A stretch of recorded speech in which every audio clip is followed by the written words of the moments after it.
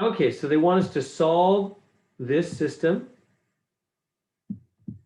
3 equations with 3 letters. So how do you do it? Well, if you look at the notes, let me put the notes in here for you. I addressed it in the notes to help. And solving a 3 by 3, I said let A be the matrix on the left, let B be the matrix on the right. See that? And then your answer is A inverse times B. And you use technology, because 3 by 3 inverses, you need technology. And then, with technology, you multiply inverse times B and you get your answer for X, Y, Z. So let's do it. So the first thing we have to do is realize this part is missing the Z, right? So what does that mean? The matrix A will be 3 minus 6, 1. There's really a 1 there, right? Minus 1 here, minus 1 there. And this is 1 for X, minus 2 for Y, and he's missing Z. So Z is 0. Does that make sense? Z is missing, so that is the 0.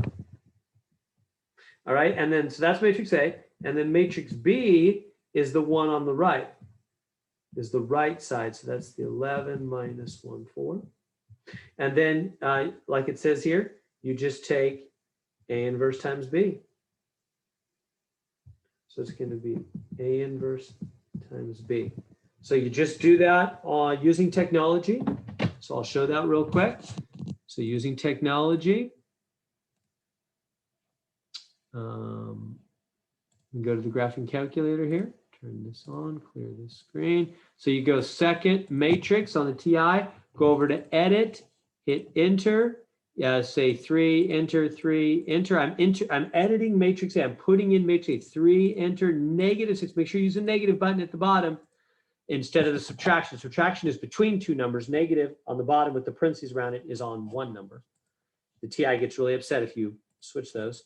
-1, next row, -1, 1, -1, bottom row, 1, enter, -2, enter, 0, enter. So there, every time I hit enter, it saved it. So it's got all matrix A saved. Second, quit, and then go back into the matrix menu again. This time go over to edit and down to B. I'm going to edit matrix B. I'm going to put in matrix B. Here we go. Matrix B is a 3 by 1, 3, enter, 1, enter. What's matrix B? 11, enter, -1, enter, 4, enter. There it is. It's got it saved. Every time I hit enter, it saved it. Second, quit. All right, now you call them forth. You go second, matrix menu again, this time naming them, not edit, but name matrix A. Enter, there's A. Hit the inverse button, times, second matrix, name matrix B this time. See, it's on name 2B, enter. A inverse times B, enter. There it is. There is X, Y, and Z. 0, -2, -1. 0, -2, -1. Now, also on GeoGebra, let me show you. You say matrix A equals, you do curly bracket, 3, comma, -6, comma, 1, and then another curly bracket for the second row, -1, comma, 1, comma, -1, and then another curly bracket for the third row, 1, comma, -2, comma, 0. You see that? So I got a curly bracket for each row there, and then curly brackets around the whole thing. There it is. So there's matrix A.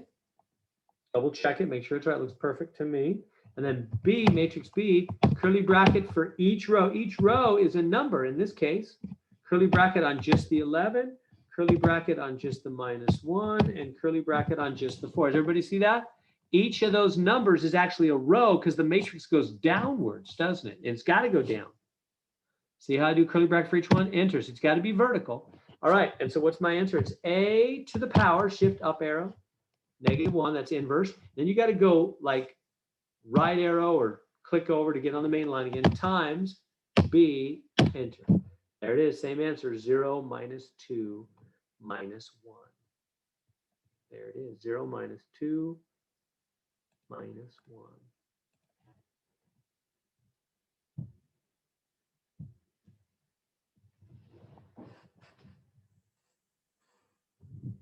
All right, back to the iPad. Here it is. Sensors are 0, -2, -1. We just did A inverse times B using technology. There we go.